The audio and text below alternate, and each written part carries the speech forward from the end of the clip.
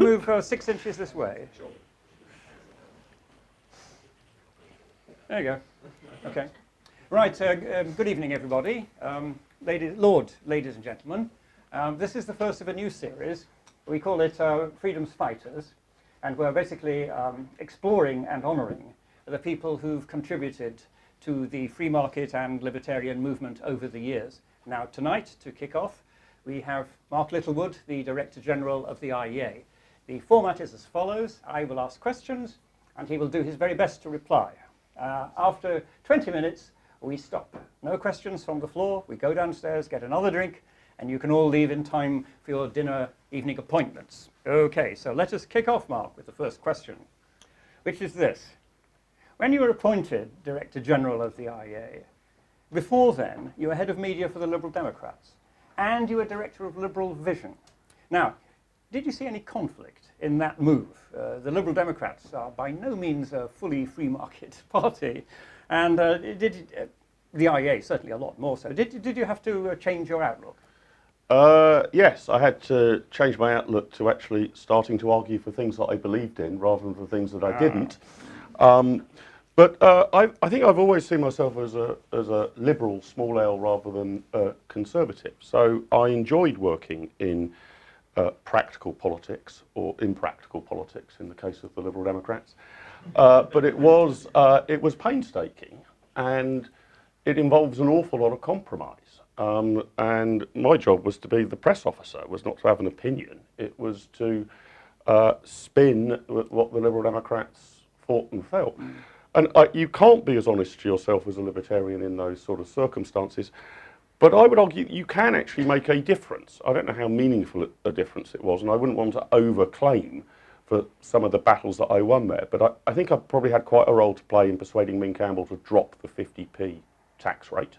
Yes. And I think that amongst many others as well, I had a role to play on making sure that in the event of a hung parliament, which did arise many years later, that it was going to be at least as feasible that the Liberal Democrats would do a deal with the Conservatives as with the Labour Party, which previously would have been unforeseen. But it was a delight and a joy in many ways to move on to the IEA and be able to actually say what I think rather than to try and interpret what Tom Brake thinks. Very good. Have you always been pro-freedom, or was there a point in your life when you remember the switch, the blinding light on the road to Damascus, Yeah. when you changed? Was there a point? More or less, yes. I mean, I don't think I've ever been consciously anti-freedom, but I didn't used to be a libertarian. I was a soggy, mildly left-of-centre social democrat. I was very interested as a young man, very young man, sort of age 14, 15, 16. I was obsessed by democracy. I thought there should be referendums on everything. Matthew Elliott would be a very exhausted man if there was a referendum on everything. And I was much more interested in not so much what policy decisions should be made, but how those policy decisions should be made. So I was very open to a referendum on capital punishment, not because I thought capital punishment should be brought back, but I thought that the appropriate way to decide was a referendum. But the moment where the light switched on was in my second year at university, when I read Robert Nozick's Anarchy, State and Utopia. And by the time I got to the end of that book, I was a libertarian. It struck me that this was a much better, fairer decision-making process, the free market, almost a perfect form of proportional representation, actually. And from that day forward, I have not wavered from those basic instincts. Okay, we do a lot of speaking in schools, and we find one of the strongest points of opposition is people who say that equality is more important than liberty. Do you encounter that yourself? And if so, how do you deal with it? Yeah, I do. And I try and deal with it. I don't know how successfully. On the same way I deal with a lot of arguments, is I try and put the reductio ad absurdum case to the person that I am debating against. So I try and reduce their arguments to its logical conclusion. So for those who say that equality is more important than liberty, the challenge I give them is a thought experiment. Imagine this. Imagine you can pull a lever. This appeals to central planners. Imagine you could pull a lever and instantly half of the British population would be on £1 million a year and half of the British population would be on £1 billion a year. Not by printing money, by some magical increase in productivity. Would you pull that lever? And they and ah and try to wriggle off the hook, but eventually say yes.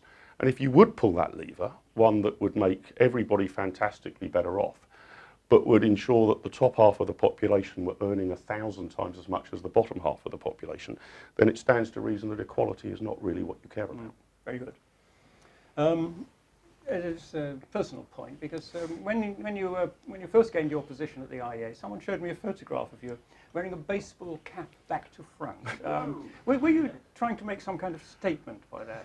First of all, is it true? Secondly, if it is true, were you making a statement? I don't recall it being true. I do wear baseball caps occasionally, but I've always attempted to wear them the right way round. So I'd love to see this photo of when I took on the role. And I've ummed and ahed about this actually somewhat. There's quite a few IEA supporters who say, you know, why the hell are you guys stuffed suits? Why don't you actually change your uniform and, you know, stop wearing a tie and a waistcoat so often, Mark? You should wear a leather jacket and a t-shirt. And a baseball. And a baseball cap. But I think I've actually reached the conclusion that if you're going to say something very, very unconventional, you're best to say it wearing conventional clothing. Ah, yes. Okay, good. You smoke. Indeed, the reason we delayed for a few minutes was so you could sneak in a cheeky cigarette outside. Have you tried vaping? We came out very strongly in support of vaping. Have you tried it? I have tried it. Did you like it? I quite liked it, but it's not the real thing. I am still a consumer of traditional combustible cigarettes. And of course, vaping now comes in a wide variety of different forms. I think the thing that could attract me is not this sort of puffing away on these huge devices that look like something out of Star Trek that give you a hit of blueberry muffin nicotine or whatever. But they're beginning to invent technologies which heat tobacco rather than burn tobacco, which should mean they can reduce much of the health risks, if not all of it, whilst giving you the same absolutely glorious taste of tobacco and the fantastic hit. So I'm hoping that technology accelerates, and maybe I will quit. But having been a heavy smoker for 30 years, I'm not holding my breath. Indeed, having been a heavy smoker for 30 years, it's very difficult to hold my breath. Okay, look, when we campaign against restrictions on tobacco, we don't do it nearly as frequently as you do. When you do it, your opponents always try to dismiss you, as they try to dismiss us, as being in the pay of big tobacco. Do we take money from big tobacco? We take a little, I think, here and there. You surely are the same. How do you deal with opponents who say you're only doing this because big tobacco gives you money? Yeah, one of the reasons I hate Twitter is the "who funds you" hashtag. The question I have to answer, I don't have to answer it, but I'm asked the most is who funds you? And we keep our donors private. I'm delighted to be able to say that the GDPR rules now mean that the European Union law insists that I can't answer the who funds you question, thanks to the European Union. But if you like, flippant but genuine response is as follows, and I did once say this in an interview, slightly breaching IEA protocols about not releasing our donors. I was asked by the interviewer, so do you receive, how much money do you receive from big tobacco? And I said, not nearly enough. And if anybody, for whatever motive, wishes to help us make our case, then as long as their money is legal, I will take it. And I don't really care what their motives are. They may not be free market libertarians, but if they see value in us prosecuting the free market libertarian case, then the only way we can do so is to receive funding and support. So I don't like the way that those of the left assume that that there's an insincerity in our arguments because of the donors. The other thing that I reverted to saying too is when they say, "Oh, who funds you? Are you just in the pockets of big tobacco, big alcohol, big whatever else, big chemicals, big furniture, big whoever?" I should say yes. Actually, we are. If it wasn't for that, Jamie White, Chris Snowden, and myself are actually heart of hearts ardent socialists. But it is only thanks to the huge tranches of money that we receive from corporate industry that we've changed our mind, and that usually kills off the argument. Yeah, we sometimes argue that the reason we keep our donors secret is not just for privacy. It's because these days the left is so virulent that we are in fact protecting our donors from being harassed, from having their children followed to school, from having their businesses boycotted or occupied. Is that a factor with you? I think it can be, but I mean, from our point of view, we actually have one donor who said, please don't sort of put my name anywhere. I don't want rooms named after me or thanks given in any formal way. And his principal reason, as I understood it, was he didn't want to appear on some list. Not because he was necessarily worried about other, but he didn't want other like-minded groups to start writing to him saying, "Oh, I understand you give money to the IEA." Always a hazard. So I think that it's entirely reasonable. We don't insist that our donors remain private. We just respect their right to. Yeah. If they want to out themselves, that's entirely up to them. I suppose if somebody claimed to be a major IEA donor and wasn't, I might go and correct the public record, but that very, very rarely happens. You doubt them, yes? Yeah. Okay. You support Southampton Football Club. Now, they last won the FA Cup 42 years ago, and the highest they've ever come in the Premier League was second, which they attained 34 years ago. Are you behaving like a rational individual in supporting them? Would you not be better supporting a more successful team, like one of the Manchesters or Chelsea or Liverpool?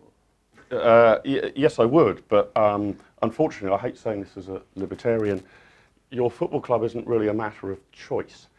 As Nick Hornby rightly says, you don't pick your football club picks you. Okay. Although in my particular case, I'm a Southampton supporter for all of the wrong reasons. Liverpool were the dominant club when I was a boy, and being brought up in Berkshire, even in Berkshire, virtually everybody supported Liverpool.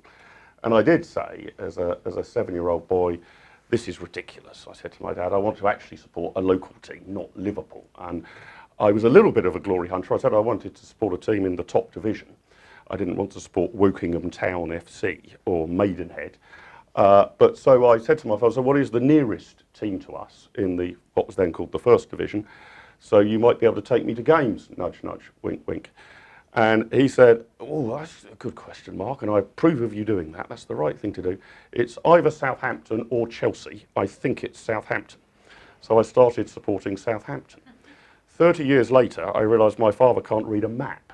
And if he'd actually worked out it was Chelsea, I would have ended up as a Chelsea supporter, supporting a team that regularly wins the Premier League and even the European Cup. But I've been damned to a life of misery and disappointment because of my father's lack of cartographical skills. Do you get to see their games ever? I'm a season ticket holder there, I go to pretty much every home game and most away games. In fact, my erstwhile colleague from the IEA, Ryan Bourne, picked up on a piece of research recently showing that actually being a football supporter is apparently economists have proved irrational.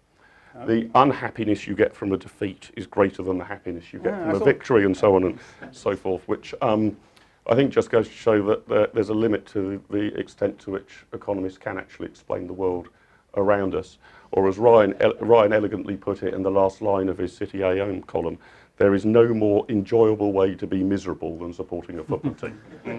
Did you favour the reintroduction of safe standing areas so people can stand up to as they used to watch a football match? I probably favour the reintroduction of unsafe standing areas, actually. I mean, I think that it's been, that you can understand after the disaster of Hillsborough, but also the general unpleasantness on the terraces and lots of more minor injuries picked up. I can remember standing on the terraces as a boy, why the rule was changed. So I'm being a bit flippant when I say we want to bring back unsafe standing. But football is a sport which encourages you to get on your feet and sing. And to insist that everybody has to be sat down throughout the match is completely ridiculous. It is now very easy, the Germans have done it, to build areas where you can stand perfectly safely. In fact, the law says you are able to stand up in moments of high excitement. And I've sought clarification of this. As far as I'm concerned, Southampton winning a throw-in is a moment of high excitement. Well, I don't know whether this could be litigated under the law, but of course it should come back. There's huge market demand for it. And I actually think trying to pretend you can force people to sit when they're going to stand anyway is probably less safe than constructing an area where they can stand. In your case, what's the strongest argument in favour of liberty, and what's the strongest argument against it? I actually think the strongest argument in favour is not about economics or outcomes, it's about human dignity. And there is an empathy amongst, I think, almost any individual that you speak to, but you should be, as an adult, able to live your life in the way that you see fit. You should be able to pursue happiness and your life objectives without being censored, vetoed, prohibited, or interfered with. And somewhere deep down, actually, although I actually think a lot of free market economics is counterintuitive and anti-zero-sum game, I think there is a basic moral intuition in that direction, that you should be able to live your life as you see fit. And against it, you're going to say. I think the biggest problem, and I've agonised over this and I still haven't cracked it, the biggest arguments against it are always arguments that we have a natural monopoly or a negative externality that we must deal with. And that has expanded and expanded and expanded. So actually most interventionist policies are now increasingly justified, not on the grounds that we're saving people from themselves, but on the grounds that we are preventing them harming others.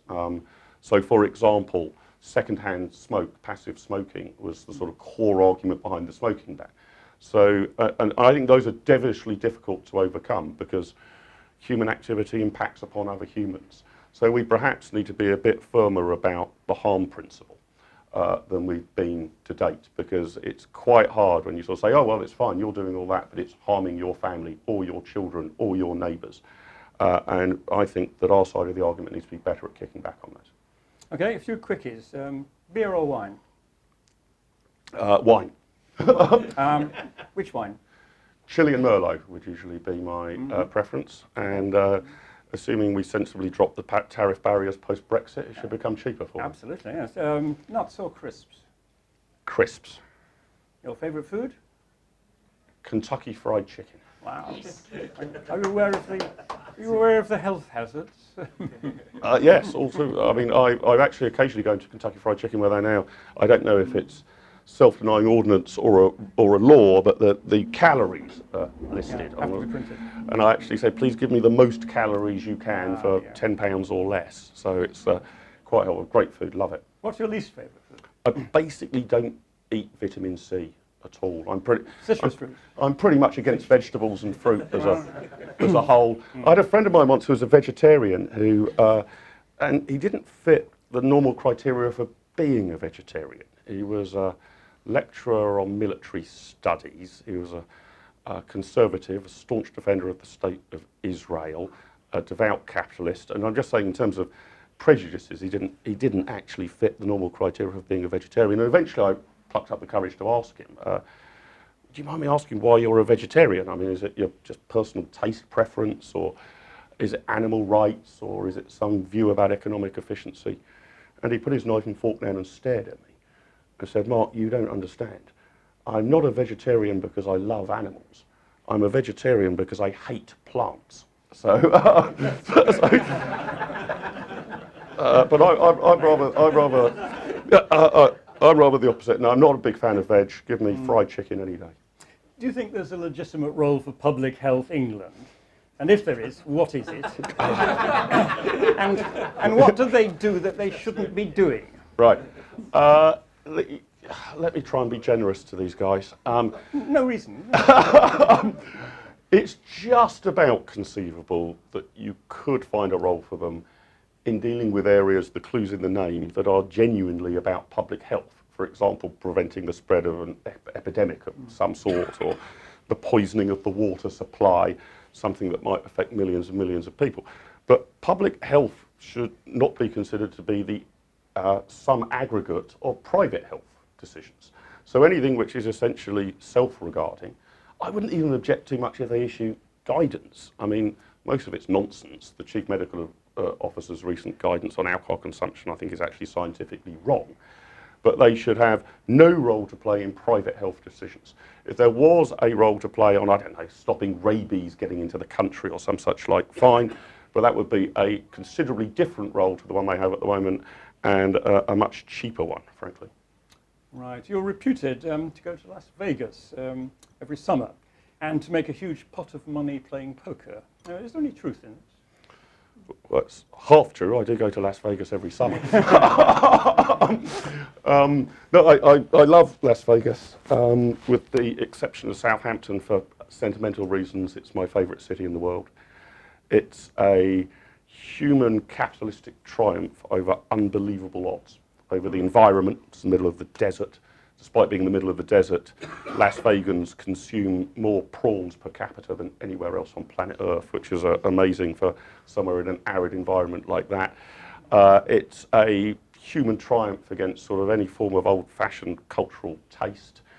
I'm told that they nearly didn't put Lloyd Webber's Phantom of the Opera on the Las Vegas Strip because they thought it might be a bit too highbrow. So I love it, and I love the game of poker. I'm against there being a national curriculum, but if there is a national curriculum in schools, I think poker should be on it. It teaches you mathematics, statistics, probabilities. You have to make quick judgments. I think it also teaches you a sort of phlegmatic response to losing. Sometimes you can make the right decision and lose. Sometimes you can make the wrong decision and win. Psychology as well, reading your opponents. As they always say, if you sit down at a poker table and within 10 minutes you can't work out who the sucker is, it's you.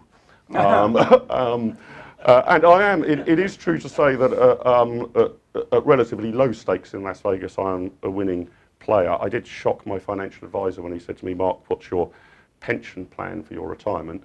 And I said, it's that I'm pretty good at Texas Hold'em poker. But my aim is usually to clear the cost of the holiday when I go there. And I usually fall a little short of that, but not way short. Okay. Do you think Britain is a less kindly and a less tolerant place than it was 10, 15 years ago? Say turn of the century. I don't really. I just think that we see more nastiness thanks to social media and the rest. We see more unpleasantness than we may have seen before. It's harder to turn your face away from people screaming at each other now than it used to be. But I think it's still a basically tolerant country. There are small pockets of people who are completely intolerant.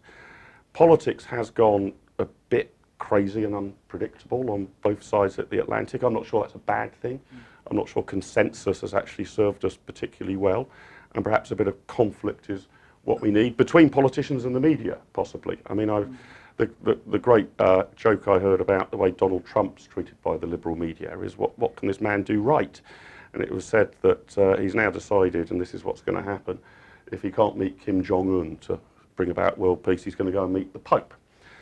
And so the joke goes that he's on a boat off the coast of Italy with the Pope discussing world peace, and a breeze blows up and actually knocks the Pope's skull cap off into the sea. And the security detail are about to dive in and recover the Pope's hat. And Trump says, no, leave this to me, leave this to me.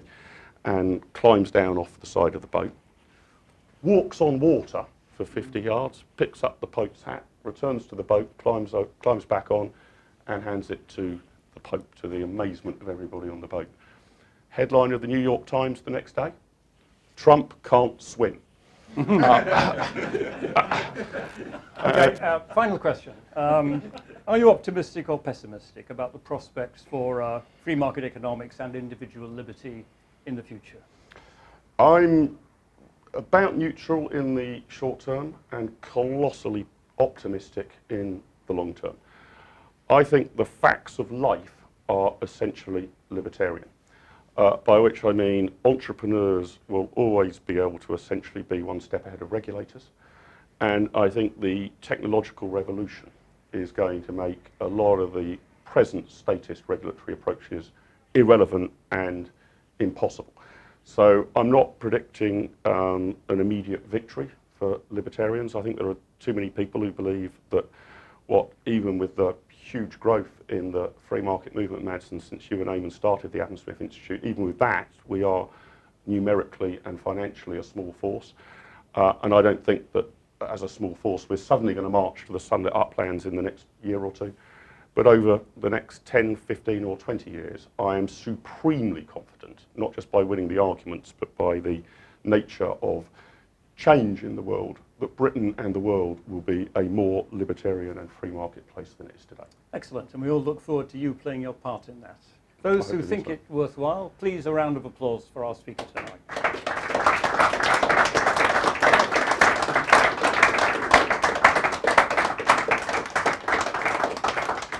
There won't be any questions, but there is some drink.